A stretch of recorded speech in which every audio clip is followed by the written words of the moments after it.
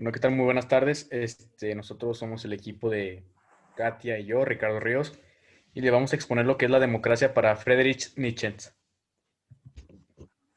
Primeramente, le vamos a explicar que Friedrich Nietzsche nació el 15 de octubre de 1844 en una pequeña aldea en Prusia. Su padre fue un ministro de luterano, que prácticamente él falleció cuando él tenía 5 años.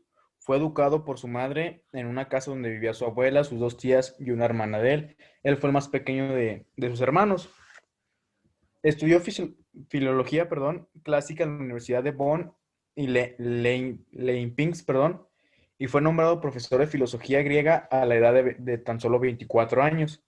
Ahí entabló una amistad con Burckhardt y Overbeck, que prácticamente su amistad se llevó, perdón, en puras filosofías dentro de que estuvo dentro de esa universidad.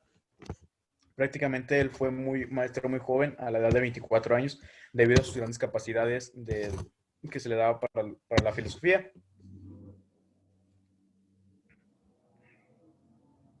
¿Sale?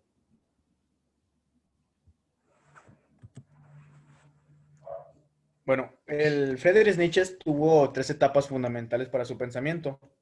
La primera, que fue la estética y la romántica, que fue influenciada por su amigo Richard Wagner, en el que mantener la relación de amistad-odio. Prácticamente ellos compartían mucha información filosófica, perdón, pero también a la vez se sentían mucha envidia entre ambos.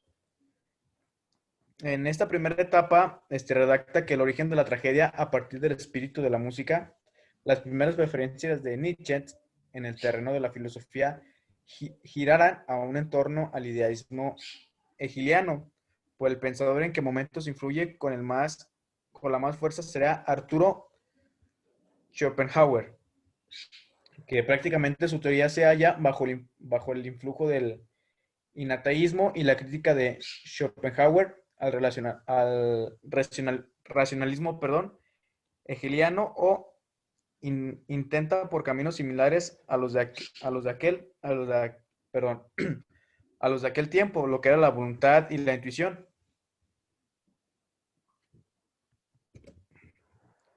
Una de las segundas etapas, que era la cátedra de Basilea, perdón, en lo que su modo era de modesto y austero, que se va perseguido por sus problemas de salud, que prácticamente, esto no sé si les había comentado, que Friedrich Nietzsche sufría de locura, ya cuando empezó a hacer sus primeras filosofías, empezó a sufrir de locura y de demencia. Una de las terceras, de la tercera etapa, la más importante, que fue dentro de su madurez, era de que se extendiera hasta su internamiento en Basilea de 1889 bajo síntomas de locura, como les había comentado anteriormente. Perdón. En esta tercera parte, principalmente redactó todas sus obras y las más importantes, que a continuación mi compañera les va a mencionar más adelante.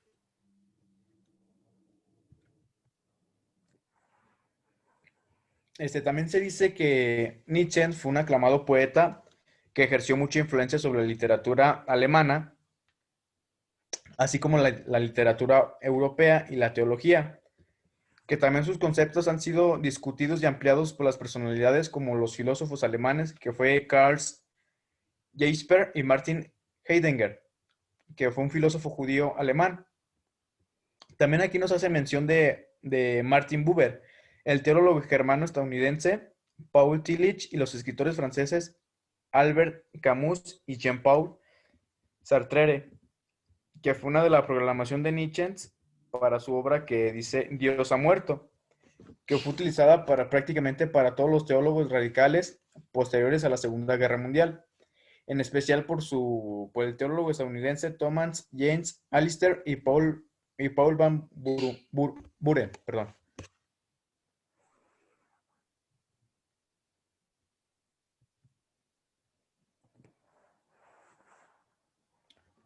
Uno de los datos curiosos de los principales mentes fue de que Nietzsche nació en un pequeño pueblo en la provincia prusiana en Sajonia, fue lo que les había comentado anteriormente, que fue el mayor de los tres hermanos y que fue hijo de un pastor, ya que él fue uno de que su papá, perdón, su papá falleció cuando él tenía 5 años de edad y fue criado nada más por su mamá y por tres de sus hermanos.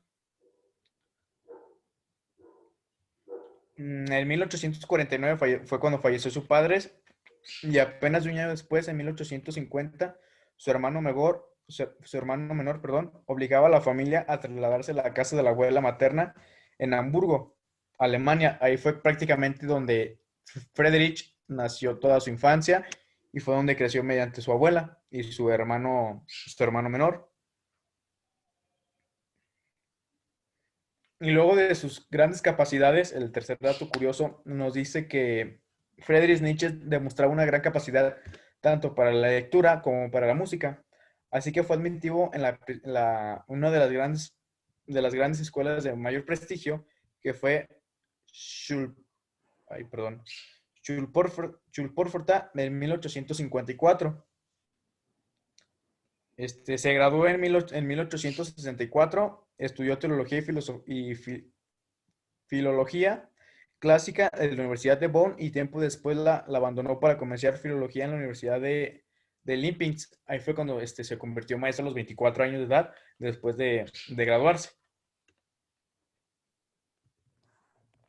Bueno, dentro de los datos curiosos de Friedrich Nietzsche, en 1865 se familiarizó con la obra de Arthur, que influenció notablemente en él al punto de incursionar en la filosofía. En 1867 realizó un año de servicio militar voluntario con la División de Artillería Prusiana de Naumburgo, pero un accidente ecuestre sufrió en 1868, lo excluyó del servicio militar y le permitió volver a dedicarse al estudio. En 1879 recibió una oferta por parte de la Universidad de Basilea, Suiza, para convertirse en profesor de filología clásica antes de licenciarse, siendo el profesor más joven e incorporarse a esa universidad. Como ya le había dicho mi compañero anteriormente, eh, él fue maestro a los 24 años, fue un maestro muy joven.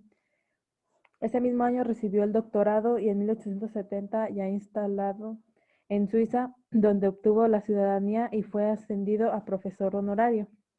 En agosto de 1870 obtuvo un permiso para servir en el bando prusiano durante la guerra franco-prusiana, pero solo como médico camillero, ya que la neutral suiza le impidió reclutarse como combatiente.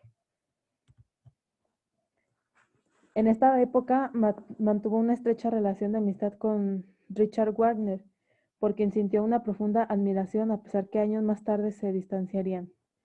La vida de Friedrich Nietzsche se volvió cada vez más retirada y amarga a medida que avanzaba su edad y se intensificaban los síntomas de sífilis, enfermedad que padeció desde joven y que terminó por ocasionarle la locura. Dentro de las obras más destacadas de Nietzsche está la de Más allá del bien y del mal, que esta fue publicada en 1886. Otra de sus obras fue El nacimiento de la tragedia en el espíritu de la música, que fue publicada en 1872. También Humano, demasiado humano, que fue publicada en 1878. La genealogía de la moral, que fue publicada en 1887. El anticristo en 1888. Y El crepúsculo de los ídolos, que fue publicado en 1889. Algunas de las frases de Nietzsche fueron: toda convicción es una cárcel. Lo que no mata, lo que no me mata me fortalece. Es decir, como lo que no, o sea, las cosas que a él le hacen mal, más bien él las toma como para agarrar más fuerzas y ser cada día mejor. Sin música la vida sería un error. Abundan en la tierra los superfluos. El último cristiano murió en la cruz. Los grandes intelectos son escépticos. Fe, no querer saber la verdad, y el que no cree en sí mismo miente siempre, que la vida ha de superarse siempre de nuevo. Yo solo creía en un Dios que supiera bailar, En la malicia, el arrogante coincide con el débil y el hombre es algo que debe ser superado. Esas fueron algunas de las frases de Nietzsche. Y ahora pues les voy a explicar cómo define Nietzsche a la democracia. Pues este ve en la democracia una prolongación secularizada del cristianismo. Es una forma de los débiles para someter a los fuertes. Por eso los plebeyos han impuesto la ley del número. Y el Estado democrático se inclina hacia el socialismo, que al final del proceso de uniformación y masificación. Bueno, este Nietzsche está en contra de la democracia porque él cree que los débiles pueden someter a los fuertes, es decir, como los esclavos que se mencionaban, bueno, así se les decía en la época romana, podrían someter a los emperadores. O sea, él está en contra de eso porque ningún débil puede ser más fuerte que los que tienen más. Nietzsche condena el Estado moderno y a la vez a la sociedad moderna. El Estado es un poderoso ídolo nuevo, mientras que Nietzsche le interesa la destrucción de los ídolos. El Estado es una simple superestructura basada en la cualidad única de un pueblo, pero tuerce esa unicidad. El Estado predica doctrinas universales como los derechos del hombre. Su hueco universalismo destruye el genio de un pueblo particular. Su maquinaria impersonal despersonaliza al hombre. O sea, también está en contra porque él, o sea, dice que el Estado es un ídolo y él está en contra como de que una persona gobierne pues a muchas personas. Además piensa que el Estado son formas de degradar a los hombres, en tanto estos sin estar capacitados ni saber dirigir los destinos colectivos, realizan actos de gobierno y de presión que son aceptados por los gobernantes de turno.